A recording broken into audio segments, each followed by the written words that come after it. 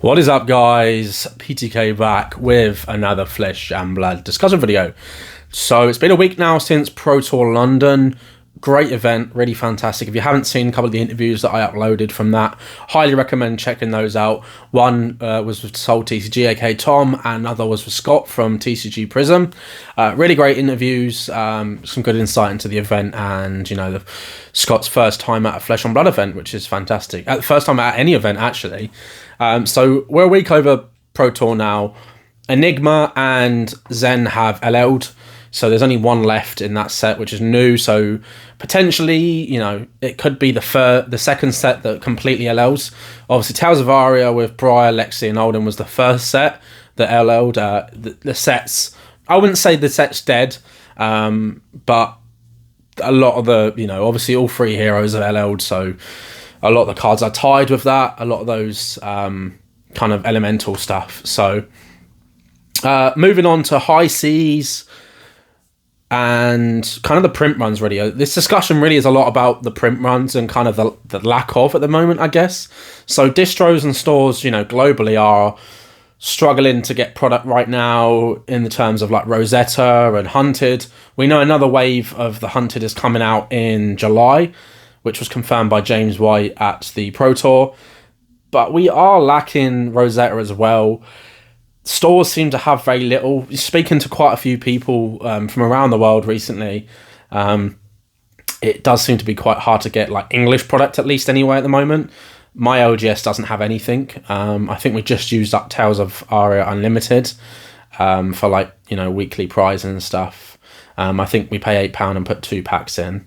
So it does feel bad when you go into a store and there's no product on the shelf. I do remember product being very plentiful before. There was probably a point where maybe there was too much product. I think there is a kind of fine line. I think LSS are definitely bordering that line sort of very closely. And it's going to take time a little bit, I think, to get to where they need to be. High Seas, I know, is completely sold out. Distro has taken everything. So the whole print run, from what I understand, is going to be at Distro. And it's probably all pre-allocated to stores already. So I don't think there's going to be a wave system like there was with the Hunted. I think there was issues with some of the print run, especially the stuff that came from like Belgian print from Cartamundi. I think, some of that print run was destroyed due to just lack of quality. And we know what actually came out from Belgium was bad quality anyway. The Marvels looked like they'd been cut with a spoon, which was a shame, really. As you know, for those of us that open Belgian print, the cards are ungradable for us collectors. And it just doesn't feel nice getting a card pack fresh and it's, damaged, which is not nice. So a bit of a feels bad there with that one. So we're going to get another, I guess, the rest of that print run that we should have got in July. But I don't see it sitting on shelves very long, honestly. I think the demand for the Hunted, you've got cards like Shelter and CNC in there, as well as a lot of the legendaries that are really good. You've got a good amount of Majestics that have value. So the EV for Hunted is extremely high. It makes opening product worthwhile. That does, however, mean, and a lot of the cards are obviously in demand, it does now mean that it's very hard to get the product. As we know, as we've seen, the release for Hunted has been quite poor, in my opinion. The set is absolutely fantastic. I think I've never had more fun doing constructed and sealed than I have done with Hunted, but there's just not enough product out there, and there never was enough of that. So I don't know if they're going to open up the printers again and print more. The same as Rosetta, we need more Rosetta. Heavy hitters and Mistveil, I'm not sure if distros in the US have that still. I think that's probably going to end up being out of stock very soon. And that's why some of the prices of some of the older sets are starting to go up. A lot of that Fab 2.0, where some of that print run was destroyed, definitely probably has started to go up already. So it's going to be quite interesting to see what happens, because you want to be able to go into a store and have product that's, within a year old, for instance. So if we're looking at Mistveil that came out in June, so we got Mistveil, Rosetta, and Hunted. And I mean, if you want to go back maybe just over 12 months and go to Heavy Hitters, which came out in January or February, it's going to be hard, because we're going to have the Mastery set, which is going to be kind of built with that sort of the UPF thing, the Smash Palace kind of thing. So I don't think the set as itself is going to be like, it's not a main set, I guess, as such. So once High Seas sells out, and because of these, treasure packs, which makes them even more in demand, it could be quite a strange situation when we just don't have any product on the shelves at all for Flesh and Blood, which is bad. And the armory decks as well don't seem to be printed at a rate that's like kind of high enough. I think the demand has started to grow on both the armory decks and packs, because the player base and collect base is growing.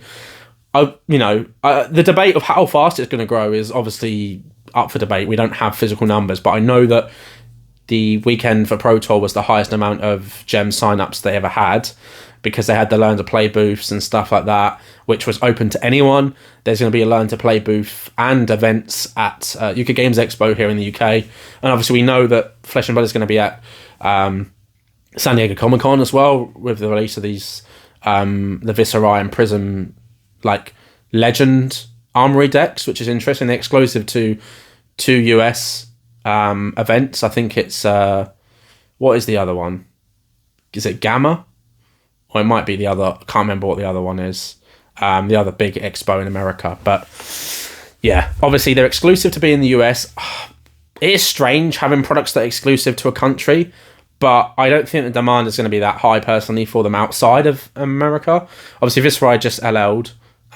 So, I don't know. It's a weird one. They probably had that product obviously in the pipeline for a while, predicting that Viserai will LL. So I'm not sure. Yeah, we'll see kind of how that goes down. Smash Palace looks like quite an interesting product, as I discussed already with Tom. So it definitely does feel bad not to get product, but I think LSS will definitely have a plan. At the end of the day, we had too much product before, and whether or not people agree or disagree or like that idea, there was too much product, and products sitting on shelves and in distros is not good for LSS. Distros won't have faith in a product that just sits at distro. The same as stores won't have faith in a product that just sits on in shelves.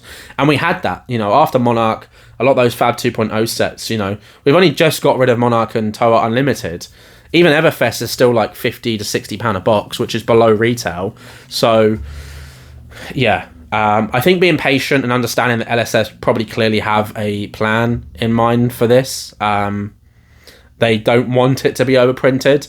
So I think aside from Hunted, because Hunted was a kind of a scenario that they probably didn't anticipate with the issues of the print run from Cartamundi, that's obviously not on them, that's on the printing facility, which is upsetting because this printing facility has been printing for decades now for TCGs. They are the main guys in Europe, so interesting.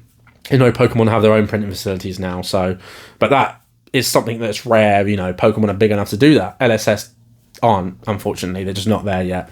So we'll see what happens with that. I would like to see more stock of Rosetta if they're going to do reprints, but it does say out of print now on the website, the Flesh and Blood website, the LSS website. So it does say on Collector Center out of stock, out of print, which is a bit worrying. I'm a collector myself and I'm a single seller, right? So like for me, singles going up is great, but I know that the overall health of the game, there needs to be product. There needs to be that middle ground there. As a new player, I want to be able to go into a store and I want to be able to buy multiple armory decks. I don't want to just have the most recent one there. I want to have a choice of hero. So if I'm coming in and go, okay, I'm not a big fan of, Dash, for instance, or maybe Azalea is my thing. I know the Kaio ones are basically completely gone now, and quite a lot of them now in English have gone completely gone. I know in Spanish, I think they were selling at Pro Tour for like £30 each. Which was obviously an option still, don't get me wrong, but I don't know. Yeah, it just felt I've seen this happen before in casting card games, and it never really ends well. In Pokemon, when product isn't on shelves, it makes people FOMO more. But in a game like Flesh and Blood, where it's predominantly player based, people aren't going to FOMO. They'll just go, I'll just play something else. Because I know for sure that Magic the Gathering products will be on the shelf. I know Yu-Gi-Oh! Will be on the shelf. I know other card games will be on the shelf. So yeah, I don't know. And I'm a DJ and I like to go into my LGS and buy some packs. I'm sorry, shoot me. But The great days were when I could go in and buy WTR, Arc, Crew, Monarch First, Tales of Aria First, and Everfest. You know, even up until like Dynasty, Outsiders, Uprising, I could open like 4 of each pack for like maybe 8 sets, and it was great. Maybe it was selfish of me to be able to want that, but I think, you know, that was pretty cool, especially if you're entering a game. Now, I get it. I do get it, as I said. You don't want products sitting on there for years because that's going to lose money. But there is a fine line. So, interesting to see what happens with High Seas, with this Guardian pack. And then the next set that comes out, which is it September, I think, the next set? Where are we at now? June? July, August, September. Then October, November, December, January. So, maybe it was September, I think it was. I'm pretty sure. Obviously, I'm excited about Worlds in America. I'm going to Philadelphia. They've announced it, which is fantastic. So I'm going to do some New York before Philadelphia. I haven't been to America since I was 17, and I only did Florida, which is obviously a lot different. And at that time, I wasn't legally allowed to drink in America because I didn't realise that the laws over there were like that. So over here, you can drink from 16. You can actually drink from, I think, 14 or 15 if you're with an adult, and you can have one beverage with a meal. But you know, over here it's like 16, whatever. So I think the UK drinking age, probably people are drinking at like 12. It's like the most alcohol. It's like the most alcohol consumed for under 16s here. So we have got a culture. But yeah, obviously I went over there and I was 17 and I realised I ordered a beer and they asked my ID and asked how old I was, and I said I was 17. They said you're not allowed to. You have to be 21. And for me, like, that just was baffling. So excited anyway. Philadelphia will be great. Worlds will be great. Really nice, excited. Shame I missed Tokyo last year. Not Tokyo, the Japan one. Was it Tokyo? I can't remember, actually. Or Osaka. I know there was an event in Osaka. I can't remember. But the Japan Worlds last year, basically. I was already on holiday, so unfortunately I couldn't do that. But yeah, I think, you know, I said Flesh and Blood was going to have a great 2024. It did. It's now rolled on to 2025. We had some banger sets. Obviously, Heavy Hitters was a great set.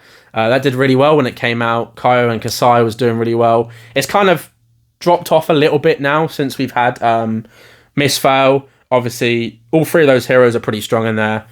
Then we had Rosetta. I think Vedance and Florian and stuff like that. The heroes there. A lot of people talking about doing those for the ProQuest season. And then we'll have, I think, US. We've got Nats coming up soon as well. US and UK, and you know, all the Nats basically. And then obviously the Hunted. You know, I had good fun with Fang. You've got obviously Fang, Mario, and Syndra. I had good fun with Syndra. I think there's definitely power creep in the game. I think stuff has definitely shifted towards the most recent sets. Again, they're trying to sell boxes. I completely understand that. That makes sense. You know, you put the good stuff in the new boxes. But one interesting thing with these treasure packs is the cold foils aren't mentioned on the product sheet, by the way, at all. Marvels are, but the cold foils aren't. Only in treasure packs. But the legendaries, the cold foil legendaries will be in treasure packs, but the rainbow foil legendaries will be in the set. So the players can get the cheaper version of the rainbow legendaries. I assume the pull rates are probably pretty good, maybe 2 a case, which would be pretty good. It used to be 1 per case, and I think it kind of leveled out to like 1 every 48 packs or something. But it'd be interesting to see how that works in the market. Our store's going to crack and then sell the singles from the treasure packs, or they'll sell the treasure packs separately. So it's a new era here for Flesh and Blood, and I'm really excited to see what happens. You know, it's such a great game. It is the greatest card game made, and I'm very passionate about that. I've said that many times before. I'm involved in a lot of card games. I have been for my whole life, for 2 decades now.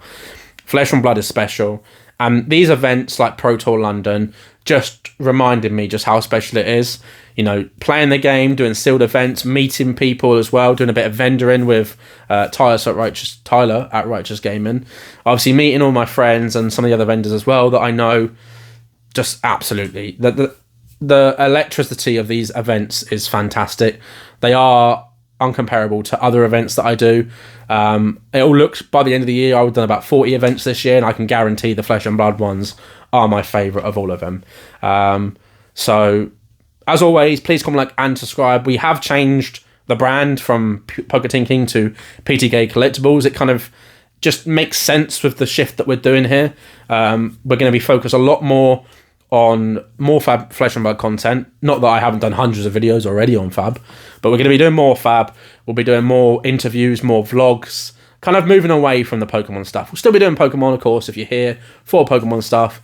We will still do that, but it'll be a little bit less. So thank you all, as always, for the great support. I really do appreciate it. We are trying to get towards 10,000 subscribers. So if you haven't subscribed, I know a lot of you aren't, please hit the subscribe button and the like button, and maybe drop a comment below. What is your favourite set? Are you looking forward to High Seas? You know, have you been doing ProQuest? You know, what heroes have you been playing? Looking forward to the Armory deck, which will be great. Very excited for that. I'll be back to playing CC at Armory level and potentially even higher. So, and you know, as always, have a great day.